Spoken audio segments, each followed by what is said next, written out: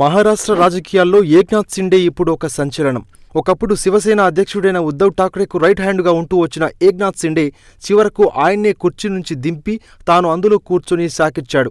ఉద్ధవ్ ఠాక్రేను పక్కకు నెట్టి మొత్తం శివసేన పార్టీని తన గుప్పెట్లో పెట్టుకున్నాడు. అయితే తనకు వెన్నుపోటు పొడిచి ఏక్నాథ్ సిండే ముఖ్యమంత్రి అయ్యాడని, ఈ ఎన్నికల్లో మట్టి కరవడం ఖాయమని ఉద్ధవ్ ఠాక్రే కోటి ఆశలతో ఎదురుచూస్తుండగా తాజా ఎన్నికల్లో ఘన విజయం సాధించి ఆయనకు మరోసారి బిగ్ షాక్ ఇచ్చి ఏక్నాథ్ సిండే చరిత్ర సృష్టించాడు. శివసేన పార్టీని పూర్తిగా తన వశం చేసుకోవడమే కాదు, దానికి అసలు వారసుడిగా మారిపోయాడు.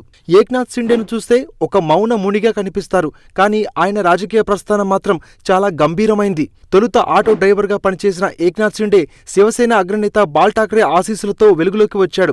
శివసేన బాల్ ఠాక్రే ఉన్న సమయంలో ఉద్ధవ్కు రాజకీయాల్లోకి రాకపోవచ్చన్న సంకేతాలు ఉండేవి. అయితే రాజకీయాల్లోకి ప్రవేశించిన ఉద్ధవ్ తండ్రి తరహాలో ఫైర్ బ్రాండ్ రాజకీయాలు చేయలేకపోయారు.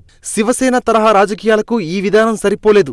శివసేన పునాదులైన మరాఠా ప్రయోజనాలు కాపాడటం, హిందూ రక్షణ అంశాలపై పార్టీ అలుపెరగని పోరాటం చేసింది. అయితే ఇందుకు భిన్నంగా కాంగ్రెస్, ఎన్సీపీలతో ఉద్ధవ్ జట్టు కట్టడం సిండేను కలవరపరిచింది.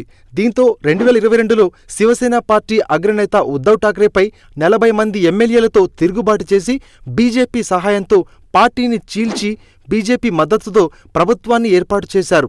దీనికి ప్రజల నుంచి మద్దతు లభించడంతో మరోసారి ఆయన నేతృత్వంలోనే విజయం సాధించింది. తన సీఎం పదవి 3 నాళ్లే అన్న విమర్శకులకు తన పనితీరుతోనే సమాధానం చెప్పాడు.